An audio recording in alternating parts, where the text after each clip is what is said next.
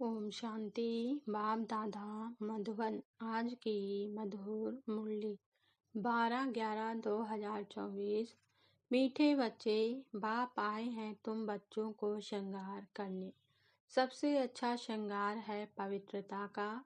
प्रश्न, पूरे 84 जन्म लेने वालों की मुख्य निशानी क्या होगी? उत्तर, वह बाप के साथ साथ टीचर और सद्गुरु तीनों को याद करेंगे। ऐसे नहीं बाप याद आए तो टीचर भूल जाए। जब तीनों को याद करें तब ही कृष्णपुरी में जा सके, अर्थात आदि से पाठ बजा सके। उन्हें कभी भी माया के तूफान हरा नहीं सकते। ओम शांति। बाप पहले बच्चों को कहते हैं, यह भूल तो नहीं जाते हो। हम बाप के आगे, टीचर के आगे और सद्गुरु के आगे बैठे हुए हैं। बाबा नहीं समझते कि सब कोई इस याद में बैठे, फिर भी बाप का फर्ज है समझाना। आज की मुरली से मुख्य 10 पॉइंट। पहली पॉइंट, हमारा बाबा बेहद का बाप भी है, टीचर भी है और बराबर हमारा सद्गुरु भी है जो बच्चों को साथ में ले जाएगा। दूसरी पॉइंट, हमारी पढ़ाई है ही नई दुनिया के लिए, नई दुनिया से अमरपुरी के लिए। अभी हम संगम युग पर बैठे हैं, यह याद तो जरूर बच्चों को होनी चाहिए। तीसरी पॉइंट, वह आत्मा भी पतित तो शरीर भी पतित है। दुनिया के मनुष्यों को यह पता नहीं है कि हम नरकवासी हैं। चौथी पॉइंट, अभी तुम समझते हो हम तो अब चले अपने वतन।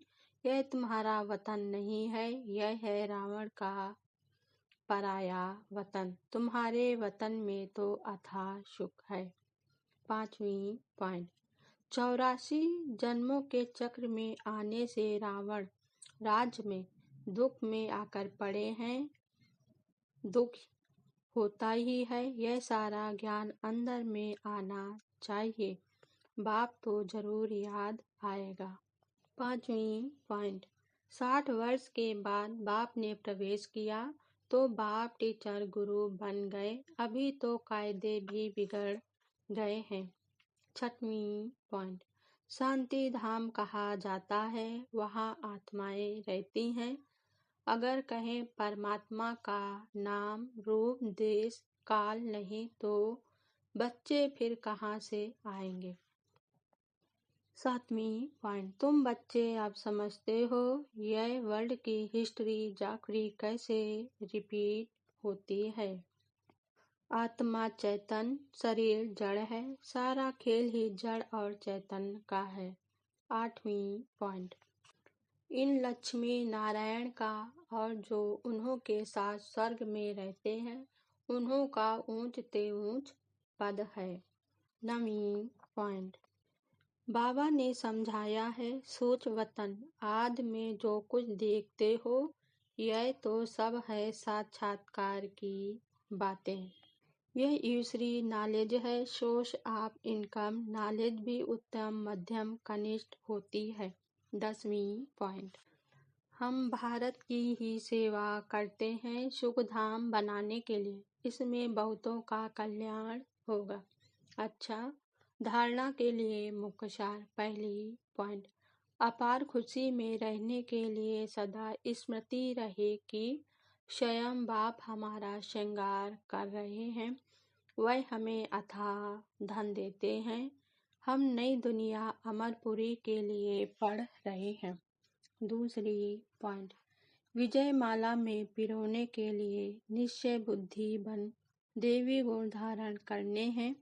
जो दिया उसे वापस लेने का संकल्प कभी न आए।